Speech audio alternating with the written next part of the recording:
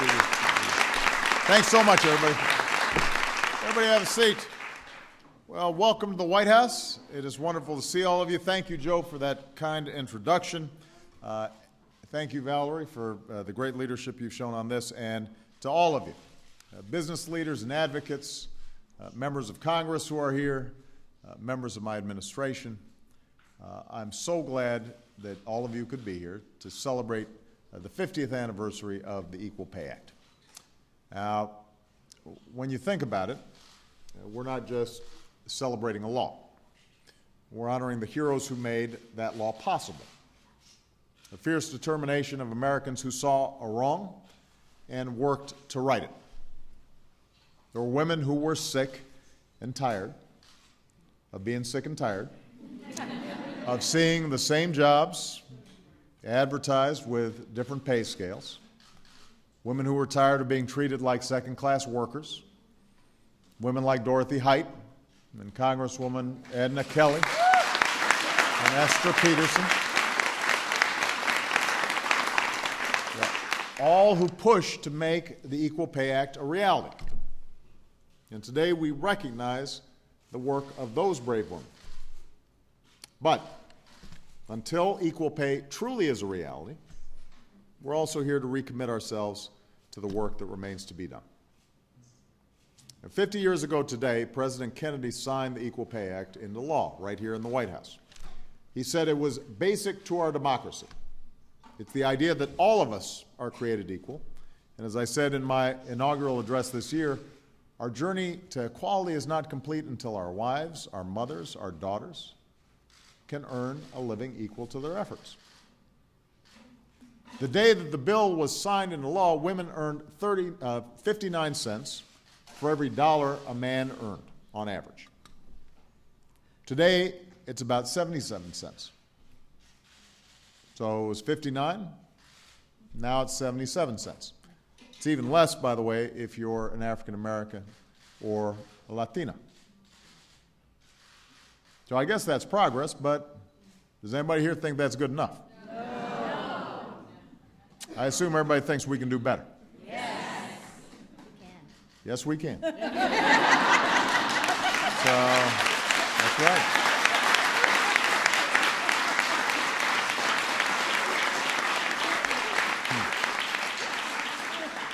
Now, over the course of her career, a working woman with a college degree will earn, on average, hundreds of thousands of dollars less than a man who does the same work. Now, that's wrong.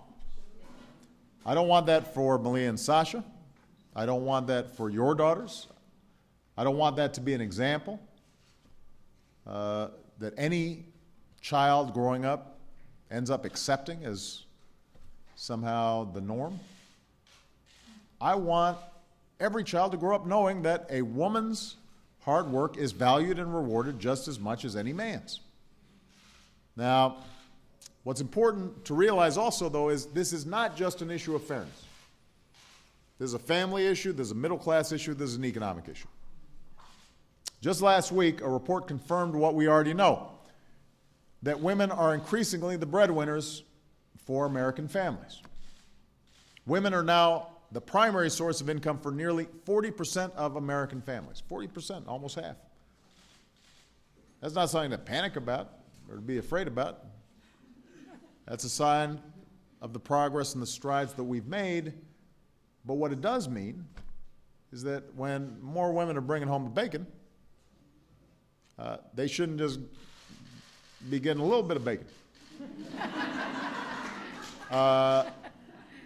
If they're bringing home more of the income, and that income is less than a fair share, that means that families have less to get by on for child care or health care or gas or groceries. It makes it harder for middle-class families to save and retire. It leaves small businesses with customers who have less money in their pockets, which is not good for the economy. That's not a good example to set for our sons and daughters, but it's also not a good recipe for long-term stable economic growth. So to anyone who says 77 cents on the dollar sounds pretty close to equal, I say your math is bad. You wouldn't like it if your vote only counted in 3 out of 4 elections. You wouldn't like it if your daughters or sons went to school, but they only got taught 3 out of 4 days a week, or 4 out of 5 days a week. You wouldn't like it if you were forced to work every 4th day without pay. Men would be complaining about that. They wouldn't think that was equal or fair. So this is the 21st century. It's time to close that gap. That's why the first bill I signed into law was the Lilly Ledbetter Fair Pay Act.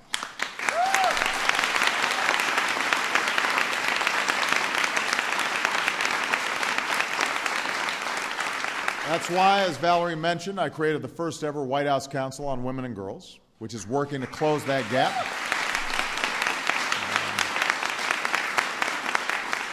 And Valerie's council, this council is doing a great job in bringing the experiences of women into our federal policies as well.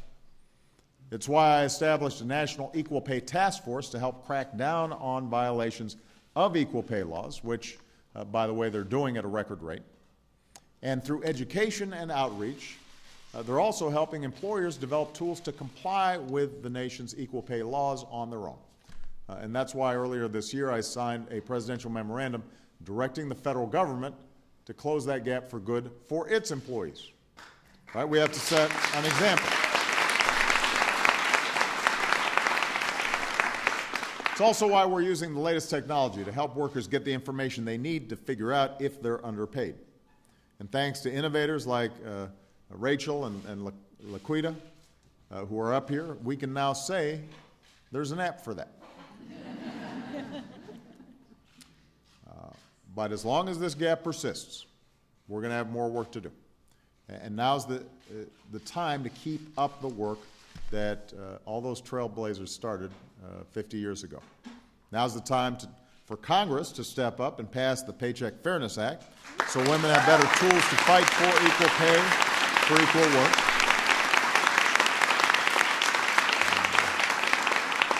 Now's the time for us to encourage more young women to pursue math and science education. Now's the time for us to hire more STEM teachers so all our children are prepared for the high-tech, high-wage jobs of tomorrow. Now's the time to make sure businesses offer men and women the flexibility to be good employees and good parents. And I really want to commend Deloitte and Sumall and the CEOs who are with us here today. They are creating exactly the kinds of innovative workplaces that help hardworking Americans thrive, and they're committed to pay equity. And so, you know, when you have a chance to talk to Joe, you know, say thank you. And CEOs who are out there, if you want a first-class company that is tapping into the talents and resources of all your employees, make sure that you're putting in place systems so that they all feel like they're being treated fairly and equally. It's a simple principle, and it's a powerful one. And now's the time to make sure that you know, we are putting in place a minimum wage that you can live on, because 60% of those making the minimum wage are women.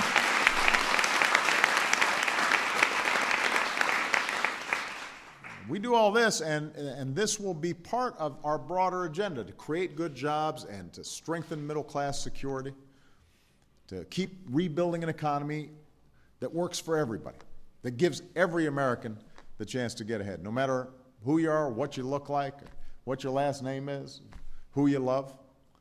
That's what I'm going to keep on fighting for. That's what you're going to keep on fighting for. And we have all of you and your predecessors to thank for the incredible progress this country's made in eliminating the barriers and injustices that might keep our daughters from enjoying the same rights, same chances, and same freedoms as our sons. I'm proud of you. Thank you very much.